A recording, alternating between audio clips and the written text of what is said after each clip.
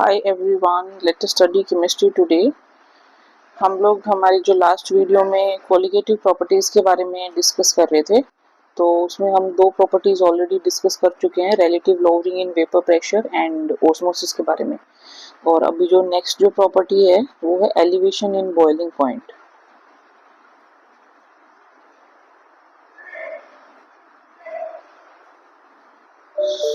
So firstly we will discuss what is boiling point. Boiling point किसी भी liquid का कोई टेम्परेचर होता है जहाँ पे जो उसका वेपर प्रेशर होता है that becomes equals to the atmospheric pressure.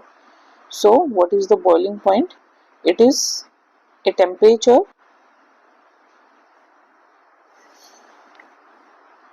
at which the vapor pressure of a liquid becomes equal to atmospheric pressure. Becomes equals to atmospheric pressure. अब देखो, एक हमारे पास है प्योर सॉल्वेंट और दूसरा है सॉल्यूशन. तो जो प्योर सॉल्वेंट का जो बॉइलिंग पॉइंट है उसको हम डिनोट कर रहे हैं टीबी नॉट से, और जो सॉल्यूशन का है उसको हम डिनोट कर रहे हैं टीबी से. तो जब भी हम प्योर सॉल्वेंट और सॉल्यूशन को जब हम हीट करते हैं तो जो सॉल्यूशन का जो हमारे पास जो बॉइलिंग पॉइंट आएगा वो हमेशा ग्रेटर होगा in comparison to that of the pure solvent. ऐसा किस लिए होता है? क्योंकि जो वेपर प्रेशर होता है सॉल्यूशन का लेस होता है in comparison to that of pure solvent, is less than that of pure solvent. ये चीज हम हमारे पीछे एक टॉपिक था रोल्स लॉ, जब हमने स्टडी किया था उसमें हमने डिटेल में डिस्कस किया था कि जो सॉल्यूशन के केस में क्या होता है, सरफेस के ऊपर कुछ एक नॉन वॉलेटाइल इम्प्योरिटीज आ जाती हैं, तो जिसकी वजह से जो वेपर प्रेशर है वो कम हो जाता है. और वेपर प्रेशर कम है तो बॉइलिंग पॉइंट ऑटोमेटिकली क्या हो जाएगा, जो सॉल्यूशन का है that will becomes greater than that of boiling point of pure solvent. ठीक है. और इस ये जो डिफरेंस है इन दोनों का, जो सॉल्यूशन का और माइनस जो प्योर सॉल्वेंट का है, इसको हम डिनोट करते हैं डेल्टा टीबी. और जो डेल्टा टीबी टर्म है इसको हम बोलते हैं एलिवेशन इन बॉइलिंग पॉइंट. इसको हम क्या बोलते हैं? Elevation in boiling point. तो अगर हम इसको ग्राफिकली डिस्कस करते हैं तो हम एक एक्सिस पे क्या करते हैं, हम वेपर प्रेशर कंसीडर करते हैं वाई एक्सिस पे, और एक्स एक्सिस पे हम ले लेते हैं टेम्परेचर. तो इसमें इस तरीके का कर्व मिलता है हमको. तो जो ऊपर वाला जो कर्व होगा जिसमें वेपर प्रेशर ज्यादा है, वेपर प्रेशर ज्यादा किसके लिए होता है? प्योर सॉल्वेंट के लिए ज्यादा होता है. ठीक है. तो इस केस में क्या हो जाएगा, ये तो आ जाएगा सॉल्वेंट के लिए कर्व, और जो नीचे वाला जो कर्व है वो किसके लिए आ जाएगा? सॉल्यूशन के लिए. तो ऑब्वियसली जब हम कोई भी एक एक्सिस पे एटमॉस्फेरिक प्रेशर के इक्वल हम कंसीडर करते हैं, सपोज ये हमारे पास लाइन आ जाता है. ठीक है. और ये क्या चीज है? This is atmospheric pressure. This is atmospheric pressure. और जब एटमॉस्फेरिक प्रेशर के इक्वल जब वेपर प्रेशर होता है तो उसको हम क्या बोलते हैं? Boiling point. तो जब आप इसको एक्सिस पे मीट करवाओगे तो जो सॉल्यूशन वाला जो है ये तो हो जाएगा टीबी, और जो सॉल्वेंट वाला जो टर्म है ये हो जाएगा टीबी नॉट. तो आप देखोगे यहाँ पे भी क्या चीज है, जो टीबी है that is greater than TB naught, यानी कि एलिवेशन इन बॉइलिंग पॉइंट. अब इसके लिए एक एक्सप्रेशन होता है, जो डेल्टा टीबी जो होता है elevation in boiling point, that is equal to KB into M, where M is molality यहाँ पे जो हम कंसंट्रेशन यूज करते हैं वो मोलैलिटी के टर्म्स में होता है, और जो Kb है इसको हम बोलते हैं molal elevation constant, molal elevation constant, या फिर इसको हम एब्लियोस्कोपिक कांस्टेंट भी बोलते हैं, एब्लियोस्कोपिक कांस्टेंट। अब अगर जो मोलैलिटी 1 है तो हमारे पास जो डेल्टा Tb है that is equal to Kb, यानी कि अगर हम मोलल एलिवेशन कांस्टेंट को डिफाइन करते हैं तो जो मोलल एलिवेशन कांस्टेंट है becomes equal to delta Tb, यानी कि elevation in boiling point if molality is equal to 1, या फिर फॉर एक सॉल्यूशन ऑफ कंसंट्रेशन 1 मोलल। अब बात आती है 1 मोलल क्या होता है। मोलैलिटी होता है number of moles of solute divided by weight of solvent, ठीक है। तो अब इसके अंदर हम ये कह सकते हैं कि 1, अगर जो N2 जो है वो 1 है, यानी कि 1 mole of solute dissolved in 1 kg of water, dissolved in 1 kg of water और solvent। तो जब हमारा जो मोलैलिटी है वो क्या हो जाएगी, 1 हो जाएगी।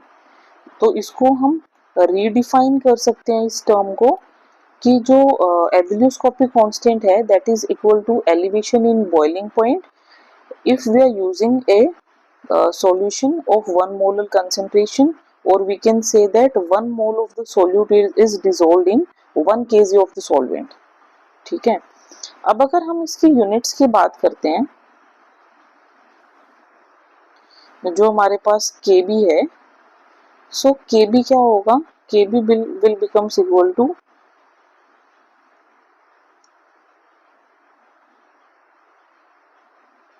सॉरी यहाँ पे क्या होगा, Kb will becomes equal to delta Tb divided by m, ठीक है।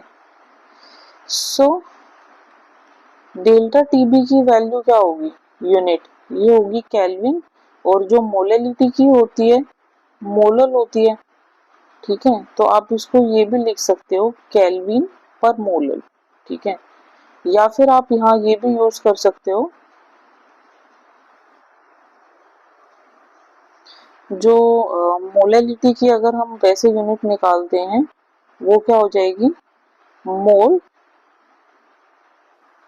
पर केजी।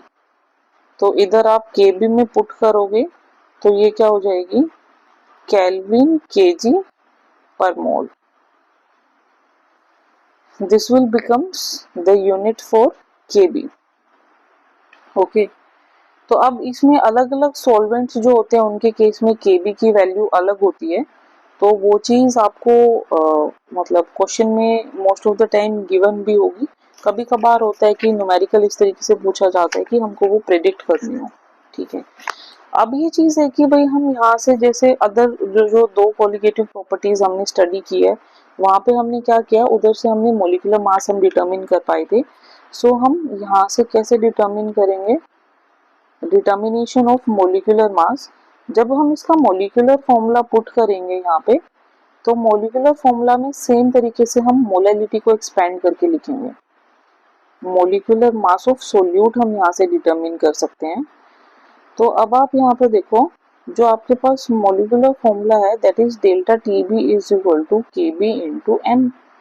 अब आप देखो जो m था वो क्या था, number of moles of solute divided by weight of solvent in kg, और जो सोल्यूट का ये होगा W2 divided by M2 into W1, और जो यहाँ पे W1 है kg में है, बट जो अदर जो मास हैं आप देखोगे जो बाकी के जो मास हैं वो किस चीज में है, वो ग्राम्स में है।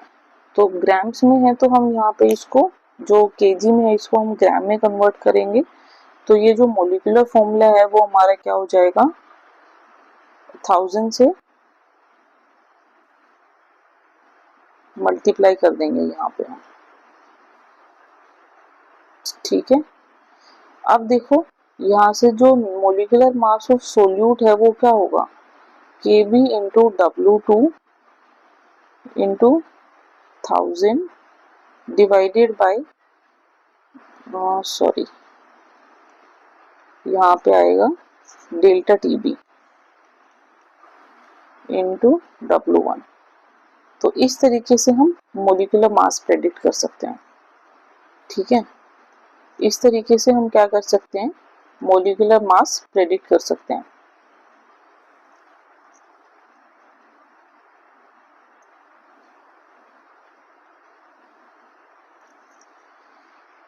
चलो अब इसके बाद देखो हम यहाँ पे कैसे प्रेडिक्ट कर सकते हैं that it is a colligative property. आप देखोगे डेल्टा टीबी जो है वो के B into N by W1 पे डिपेंड कर रहा है, इंटू एन बाई W1। तो ये जो N2 है these are the number of moles of solute, तो ये number of moles of solute पे डिपेंड करता है, that means it is a colligative property. क्योंकि जितनी भी कोलिगेटिव प्रॉपर्टीज होती हैं वो number of moles of solute पे डिपेंड करती हैं। ठीक है, इसके अलावा एक और अलग से रिलेशन है, अगर हमें एंथैल्पी ऑफ वेपराइजेशन पता है, if we have enthalpy of vaporisation, तो वहां से हम मोलर एलिवेशन कांस्टेंट डिटरमिन कर सकते हैं। ये चीज होगा Kb is equal to RT square divided by 1000 into LV. What is LV? This is latent heat of vaporization.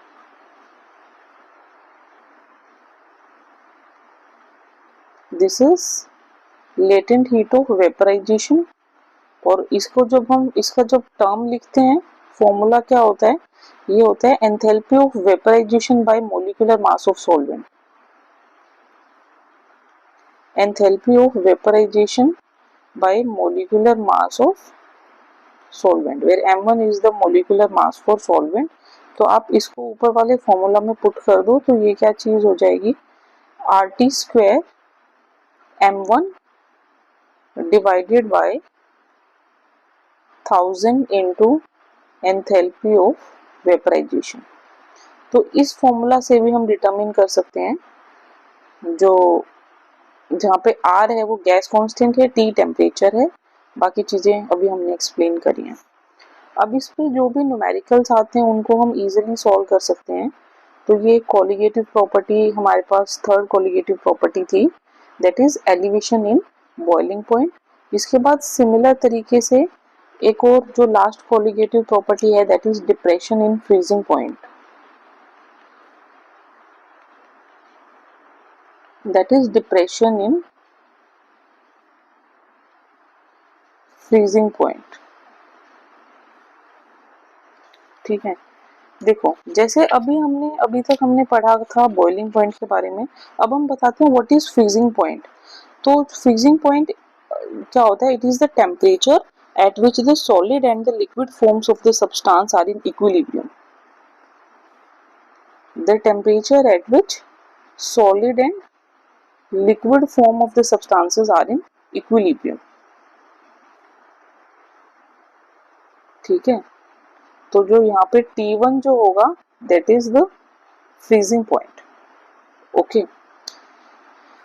अब देखो जैसे हमने एलिवेशन बॉइलिंग पॉइंट में क्या होता है, एलिवेशन होता है, अगर हम वही सेम तरीके से सोल्यूट और सॉल्वेंट को कंपेयर करते हैं, तो अगर हम सिमिलर तरीके से सॉल्वेंट और सॉल्यूशन को कंपेयर करते हैं,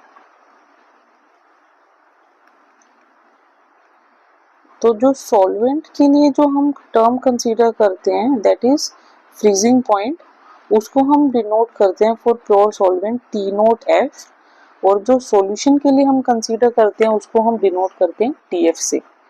ठीक है, उसको हम किसे डिनोट करते हैं, TF से। तो जब भी क्या होता है, जो फ्रीजिंग पॉइंट जो है ये ऑब्जर्व होता है कि जो सॉल्यूशन का जो होता है that is always less than that of the pure solvent, और इसीलिए इस टर्म को हम बोलते हैं depression in freezing point.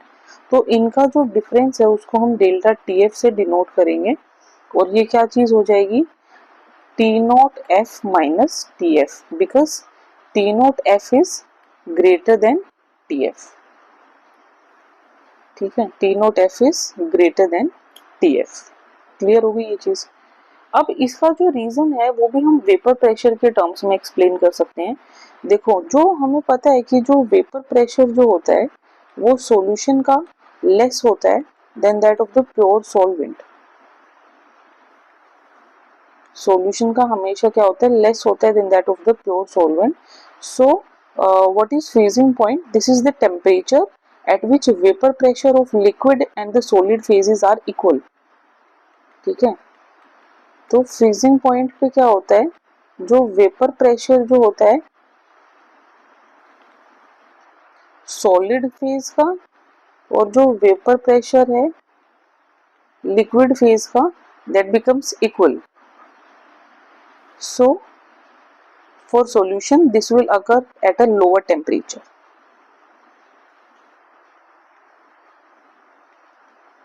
Therefore, for solution, this occur at a lower temperature.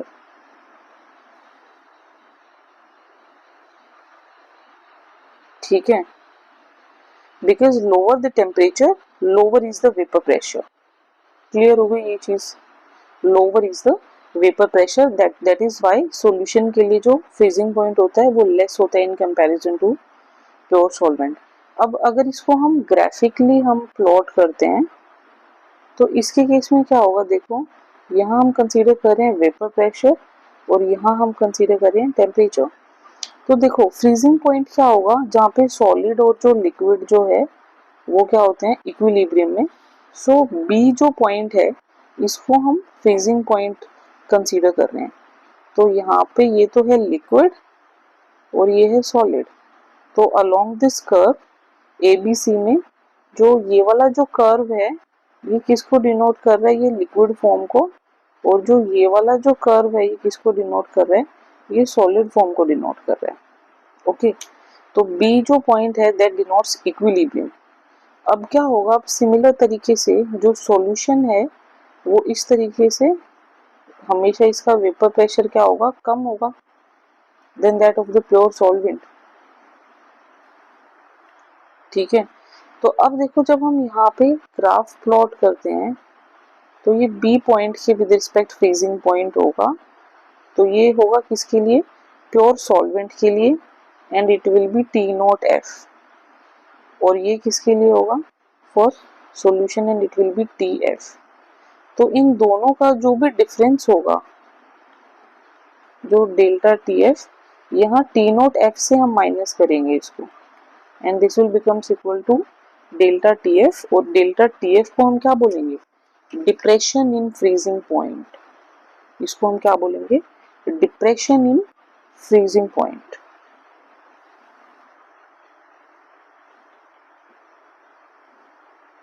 अब जैसे हमने एलिवेशन इन बॉइलिंग पॉइंट के लिए एक्सप्रेशन लिखा था, सिमिलर तरीके से हम डिप्रेशन इन फ्रीजिंग पॉइंट के लिए लिखेंगे।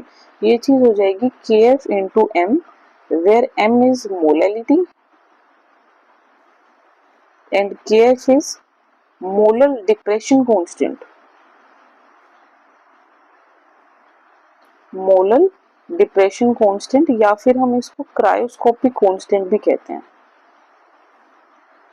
अब सिमिलर तरीके से क्या कर सकते हैं, हमें पता है कि अगर मोलैलिटी हम 1 कंसीडर करते हैं तो जो डेल्टा TF है वो KF के इक्वल हो जाएगा। और मोलैलिटी 1 कब होता है, जब 1 मोल सोल्यूट को हम 1 kg ऑफ सॉल्वेंट में डिसॉल्व करते हैं। तो अब अगर हम इसकी यूनिट की बात करते हैं तो KF क्या हो जाएगा, this will becomes equal to delta TF divided by M। और सिमिलर तरीके से डेल्टा TF को अगर हम केल्विन में ले रहे हैं तो ये हो जाएगा केल्विन kg पर मोल या फिर केल्विन पर मोलर, सिमिलर तरीके से जैसे एलिवेशन इन बॉइलिंग पॉइंट में था। अब ऐसे हम मोलर डिप्रेशन कांस्टेंट को डिफाइन कर सकते हैं। अब जो KF है उसकी वैल्यूज भी अलग अलग सॉल्वेंट्स के केस में अलग अलग होती है। अब सिमिलर तरीके से एक और एक्सप्रेशन है लेटेंट हीट ऑफ फ्यूजन के टर्म्स में, जैसे वहां हमने लेटेंट हीट ऑफ वेपराइजेशन के टर्म्स में डिफाइन किया था। वो क्या था, RT स्क्वायर बाय 1000 LV था, यहाँ पे 1000 LF आ जाएगा. And what is this LF? That is latent heat of fusion, क्योंकि यहाँ पे हम सॉलिड कंसीडर कर रहे हैं. That is latent heat of fusion. ठीक है, तो अब ये चीज देखो, जो लेटेंट हीट ऑफ फ्यूजन है वो क्या होगा? Enthalpy of fusion divided by molecular mass of solvent. So m1 क्या चीज है? That is molecular mass of solvent. अब इसको हम इस मोलिकुलर फॉर्मूला में सब्स्टिट्यूट कर देंगे and it will becomes RT square m1 divided by 1000 into delta HF. And what is this delta HF? That is latent heat of fusion. तो एक ये मोलिकुलर फॉर्मूला हो जाएगा. ठीक है, अब इसके बेसिस पे न्यूमेरिकल्स हैं, इनको हम डिस्कस करेंगे जो दोनों कोलिगेटिव प्रॉपर्टीज के हैं. बट इससे पहले मैं आपको जो डिप्रेशन इन फ्रीजिंग पॉइंट है इसके एक दो इम्पोर्टेंट एप्लीकेशंस बता देती हूँ. देखो, सबसे पहले जो है, जो बहुत ही इम्पोर्टेंट एप्लीकेशन है, it is used in making antifreeze solutions. अब देखो, इथाइलिन ग्लाइकोल एक एंटी फ्रीज सॉल्यूशन है. Ethylene glycol is an antifreeze solution. ये क्या करता है, जब भी हम सब जीरो वेदर, जहाँ पे टेम्परेचर बहुत लेस होता है, वहाँ पे जो भी कार वगैरह चलती हैं उनके अंदर क्या होता है, हम इथाइलिन ग्लाइकोल ऐड करते हैं. इथाइलिन ग्लाइकोल क्या करता है, नॉर्मली देखो 0 डिग्री सेल्सियस पे क्या होता है, वाटर फ्रीज हो जाता है. ठीक है, तो जब भी हम इवन जो कार रेडिएटर है जहाँ पे लेस देन 0 डिग्री टेम्परेचर है, तो अगर वहाँ पे भी वो फ्रीज नहीं होता है, क्योंकि हम उसके अंदर, रेडिएटर के अंदर इथाइलिन ग्लाइकोल ऐड करते हैं. और इथाइलिन ग्लाइकोल क्या करता है, जो उसके साथ उसके फ्रीजिंग पॉइंट को कम कर देता है. और फ्रीजिंग पॉइंट कम हो जाता है तो उसके बाद जब तक टेम्परेचर उस पॉइंट तक नहीं पहुंचता तो वो फ्रोजन नहीं होगा. तो इसीलिए जो एज ए एंटी फ्रीज हम इसको यूज करते हैं. ठीक है, दूसरा है melting of ice over roads. देखो, जो NaCl सोडियम क्लोराइड और जो CaCl2 है कैल्शियम क्लोराइड, ये जो दोनों जो हैं, ये क्या करते हैं, इन दोनों का कॉम्पोजिशन भी एक एंटी डिप्रेसेंट एक्ट करता है. तो नॉर्मली जो NaCl आइस मिक्सचर होता है ना, जब हम आइस के ऊपर नमक डाल देते हैं तो इसका जो फ्रीजिंग पॉइंट है वो कम हो जाता है. और जो freezing point approximate 21 degree Celsius हो जाता है. और जो CaCl2 और आइस मिक्सचर है, इसका जो फ्रीजिंग पॉइंट है वो कितना हो जाता है, वो अप्रोक्सीमेटली 55 डिग्री सेल्सियस हो जाता है. तो जब तक फ्रीजिंग पॉइंट, जो भी टेम्परेचर है सराउंडिंग्स का, इतना लो नहीं पहुंचता तो ये मिक्सचर फ्रीज नहीं होगा. ठीक है, तो इस तरीके से जो मेल्टिंग ऑफ आइस में हम इन दोनों मिक्सचर्स को यूज करते हैं. ठीक है, तो ऐसे काफी सारे एप्लीकेशंस हैं जो डिप्रेशन इन फ्रीजिंग पॉइंट के भी. अब इसके कुछ एक क्वेश्चंस हैं, जैसे जिस तरीके के क्वेश्चन पूछे जाते हैं मैं आपको एक दो बता देती हूँ. जैसे फॉर एग्जांपल इसके अंदर मोलर जो एलिवेशन कांस्टेंट और डिप्रेशन कांस्टेंट, मैंने आपको दो कांस्टेंट्स बताए थे, तो उनकी अलग अलग सॉल्वेंट्स के केस में वैल्यूज अलग अलग ही होती हैं. वो मोस्ट ऑफ द केसेस में क्वेश्चंस में गिवन होगा. जैसे फॉर एग्जांपल अभी ये क्वेश्चन है, the boiling point of benzene is 353.23. तो बेंजीन के केस में जो बॉइलिंग पॉइंट गिवन है दैट इज 353.23 केल्विन. अब इसके बाद है when 1.8 gram of a non volatile solute was dissolved. तो जो सोल्यूट का जो वेट है that is 1.80 gram and it was dissolved in 90 gram of benzene, यानी कि W1 is equal to 90 gram. and the boiling point is raised to 354.11 Kelvin. तो raised boiling point यानी कि ये किसका है, प्योर सॉल्वेंट का है, टी नोट बी। और अब जो टीबी जो आया है सॉल्यूशन का वो कितना आया है, 354.11 kelvin. Calculate the molar mass of the solute, हमको क्या निकालना है, M2 निकालना है, where Kb for benzene is 2.53 kelvin Kg per मोल। देखो बहुत सिंपल क्वेश्चन है, इसके अंदर सारे टर्म्स गिवन है, ठीक है। अभी हमने निकाला था डेल्टा टीबी क्या होता है, that becomes equal to TB minus T nought B. TB आपके पास है 354.11, टी नोट बी आपके पास है 353.23, ये आपके पास आ जाएगा 0.88 केल्विन, ठीक है। सो 0.88 kelvin becomes equal to 2.53 into molality, ठीक है। और मोलैलिटी को आप क्या लिख सकते हो, is equal to W2 divided by M2 into W1 और यहाँ ऊपर 1000 था, बिकॉज जो मोलर मास ग्राम्स में गिवन है आपको। तो देखो W2 कितना है 180, W1 है 90, ठीक है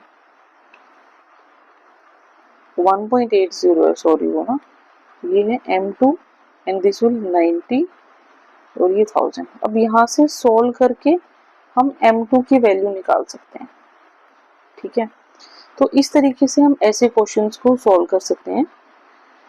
उसमें बहुत सिंपल क्वेश्चंस भी आते हैं, कई बार हमसे बॉइलिंग पॉइंट पूछा जाता है। जैसे मान लो एक ये क्वेश्चन है, calculate the boiling point of a solution containing, हमको क्या निकालना है, सॉल्यूशन का बॉइलिंग पॉइंट निकालना है, यानी कि हमको टीबी निकालना है, of a solution containing 0.45 gram of camphor, यानी कि जो हमारे पास कैम्फर जो है that is acting as a solute, यानी कि W2 गिवन है 0.456 gram, which have a molar mass of 152 gram, यानी कि M2 भी गिवन है 152 gram, dissolved in 31.4 gram of acetone, W1 given है 31.4 ग्राम ऑफ एसीटोन, और जो which have a boiling point of 56.30, यानी कि यहाँ पे जो W1 जो है वो क्या है सॉल्वेंट, और जो ये 56.30 जो गिवन है वो है टी नोट बी,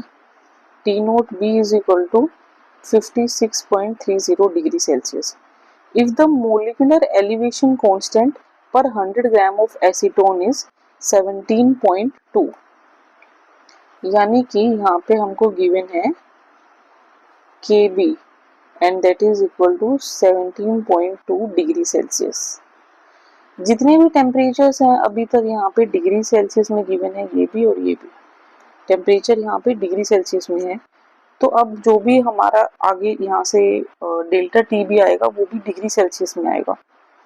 तो आप यहाँ से क्या कर सकते हो, देखो इधर से आपके पास सिंपल फॉर्मूला होता है delta T B is equal to K B into M. K B की वैल्यू आपको गिवन है 17.2 है। मोलैलिटी को आप एक्सपेंड करके लिखो W2 divided bye W1 into M2, where M2 is the molecular mass for solute। अब इस क्वेश्चन के अंदर जो आपको मोलर एलिवेशन कांस्टेंट गिवन है वो है पर 100 ग्राम, वो क्या गिवन है पर 100 ग्राम। तो आप क्या करोगे यहाँ पे इंटू 100 से मल्टीप्लाई कर दो, तो यहाँ से जो सॉल्व करने पे वैल्यू आ रही है वो आ रही है 0.16 डिग्री सेल्सियस। तो अब आप देखोगे ये डेल्टा टी बी आया है, तो इधर से देखो delta T B is equal to क्या था T B minus T nought B, और आपको टी बी निकालना है तो वो क्या हो जाएगा delta T B plus T nought B. तो डेल्टा टी बी की वैल्यू आपके पास है, टी नोट बी आपके पास है, तो 56.30 में आप 0.16 ऐड कर देना, वो आपके पास आ जाएगा बॉइलिंग पॉइंट ऑफ सॉल्यूशन, ठीक है। तो ऐसे क्वेश्चंस आते हैं जिनको हम इजीली सॉल्व कर सकते हैं। ये तो बॉइलिंग पॉइंट के ऊपर थे। सिमिलर तरीके से अगर फ्रीजिंग पॉइंट के ऊपर आता है तो वो भी हम इजीली सॉल्व कर सकते हैं। जैसे क्वेश्चन मैं अभी कंसीडर कर रही हूँ, इसके अंदर है a solution containing 34.2 gram of cane sugar.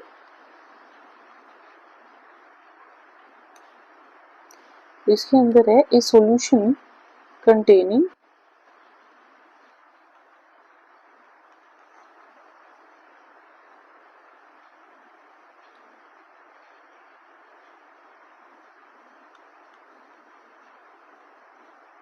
जिसके अंदर क्या है 34.2 ग्राम ऑफ केन शुगर। और केन शुगर का जो मॉलिक्यूलर मास गिवन है वो हम, ये इसका मॉलिक्यूलर फॉर्मूला है C12H22O11। तो यहाँ से हम इसका मॉलिक्यूलर मास इजीली डिटरमिन कर सकते हैं। तो जो मॉलिक्यूलर मास इसका आएगा वो आएगा 342 ग्राम पर मोल। ठीक है। अब क्वेश्चन में है solution containing 34.2 gram of cane sugar is dissolved in 500 centimeter cube of water is dissolved in 500 centimeter cube of water froze at -0.374 degree Celsius. ठीक है। फ्रोज एट यानी कि माइनस है तो ये गिवन है depression in freezing point that is -0.374 degree Celsius. Calculate the freezing point depression constant of water, यानी कि हमको यहाँ KF डिटरमिन करना है। तो देखो बहुत इजी है। KF का फॉर्मूला क्या होता है, that will becomes equal to delta TF by M। Delta TF यहाँ पे गिवन है, हमको खाली M निकालना है। तो मोलेलिटी क्या होता है, molality will becomes equal to number of moles of solute by weight of solvent. अब यहाँ पे number of moles of solute क्या है, केन शुगर है 34.2 ग्राम है, और इसका जो मोलर मास जो था वो क्या था, वो है 342। ठीक है, मोलर मास है 342। एक सेकेंड सॉरी। अब ऐसे ही जो वेट ऑफ सॉल्वेंट गिवन है दैट इज 500 सेंटीमीटर क्यूब है। तो इसको हम क्या करेंगे, इसको हम ग्राम में कन्वर्ट करेंगे। तो इससे पहले हम यहाँ कैलकुलेशन चेंज करनी पड़ेगी हमको। तो कैलकुलेशन हम कैसे चेंज करेंगे अपनी, एक बार के लिए इसको हम डिलीट करते हैं। देखो 34.2 ग्राम है इन 500 सेंटीमीटर क्यूब ऑफ वाटर, या फिर हम ये लिख सकते हैं कि अगर 1000 सेंटीमीटर क्यूब में बात करते हैं तो क्या होगा 68.4 ग्राम इन 1000 सेंटीमीटर क्यूब, या फिर हम इसको लिख सकते हैं 68.4 ग्राम इन 1000 ग्राम, और 1000 ग्राम क्या है 1 kg। तो अब यहाँ से हम मोलेलिटी निकाल सकते हैं 68.4 डिवाइडेड बाय 342, और वेट जो है यहाँ पे है 1 kg। इसको सॉल्व करने पे ये आएगा 0.2 मोलर। ठीक है, तो अब बहुत सिंपल है। जो भी मोलिकुलर फॉर्मूला था इसके अंदर आप देखो TF की वैल्यू है और M की वैल्यू है, आप इसको पुट कर दो, आप KF इजीली डिटरमिन कर सकते हो। ठीक है, अब सिमिलर तरीके से मान लो ये एक और क्वेश्चन हम कंसीडर कर लेते हैं। इसके अंदर है 1 gram of a non electrolyte solute dissolved in 50 gram of benzene, यानी कि जो W2 है वो 1 ग्राम है और जो वेट ऑफ सॉल्वेंट है वो है 50 gram. Lower the freezing point 1 gram of a non-electrolyte solute dissolved in 50 gram of benzene lowered the freezing point of benzene by 0.40 Kelvin, यानी कि जो डिप्रेशन इन फ्रीजिंग पॉइंट है वो है 0.40 kelvin, and the freezing point depression constant for benzene is 5.12 kelvin kg per मोल। और यहाँ पे हमको निकालना है मोलर मास ऑफ सोल्यूट।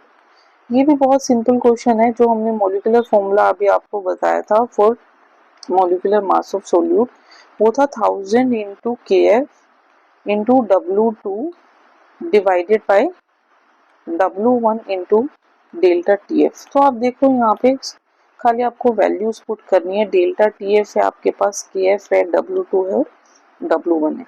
तो यहाँ से हम इजीली इसको सॉल्व कर सकते हैं। ओके, सो ये आपके कॉलिगेटिव प्रॉपर्टीज थे। अब इसके बाद आपका एक ही टॉपिक रह रहा है इस सॉल्यूशंस चैप्टर में, that is abnormal molecular masses, और वो हम हमारे नेक्स्ट वीडियो में डिस्कस करेंगे। Thank you.